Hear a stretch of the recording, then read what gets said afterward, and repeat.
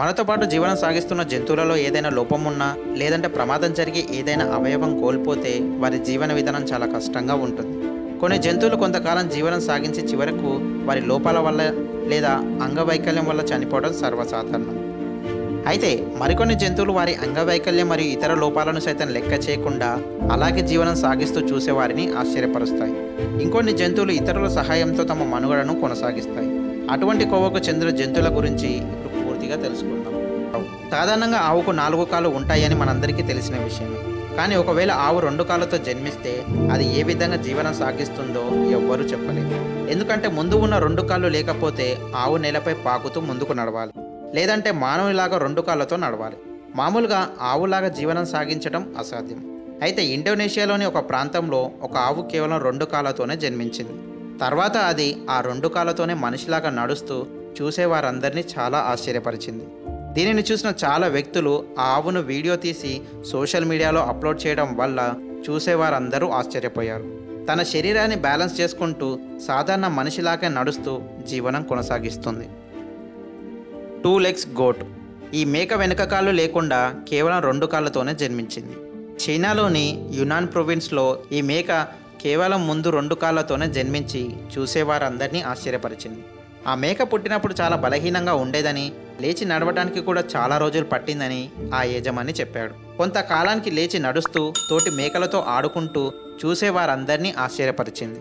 కృషి ఉంటే ఏదైనా సాధించవచ్చు అని ఈ మేకను చూస్తే అర్థమవుతుంది. ప్రస్తుతం అది హాయిగా సాధారణ మేక వల్ల జీవనం కొనసాగిస్తుంది. క్యాట్ఫాల్. సాధారణంగా పిల్లి పరిగెత్తడం, కాస్త దూరం ఉంటే జంప్ చేయటం అందరికీ తెలిసిందే. కానీ న్యూయార్క్ సిటీలోని ఒక అపార్ట్మెంట్లో కాపర్ అనే పేరుతో పిలువబడే పిల్లి చేసిన సాహసం చూస్తే ఆ అపార్ట్మెంట్ వారంతా ఆశ్చర్యపోయారు. అసలు విషయం ఏమిటంటే ఈ బిల్డింగ్ పై నుంచి కింద పడితే మనిషి ఖచ్చితంగా చనిపోతాడు. ఆ స్థానంలో పిల్లి కనుక ఉంటే ఇక ప్రత్యేకంగా చెప్పాల్సిన అవసరం ఉండదు.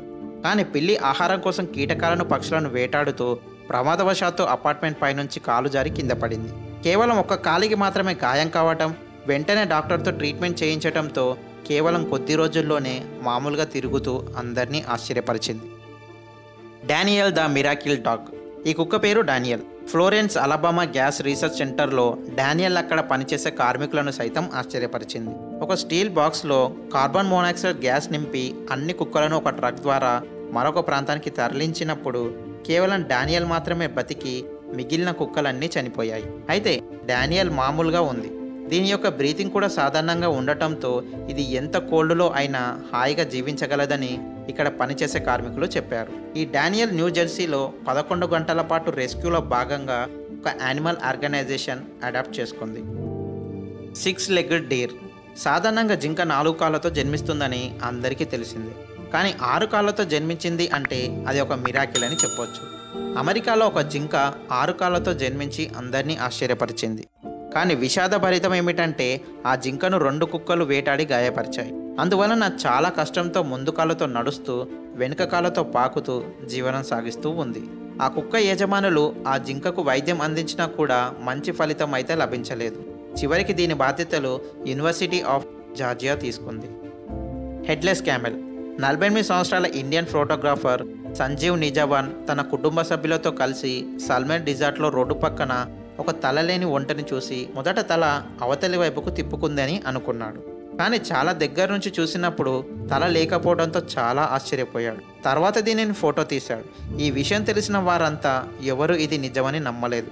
వాస్తవానికి తలలేని ఒంటె మియామి మెట్రో జూలో ఉంది.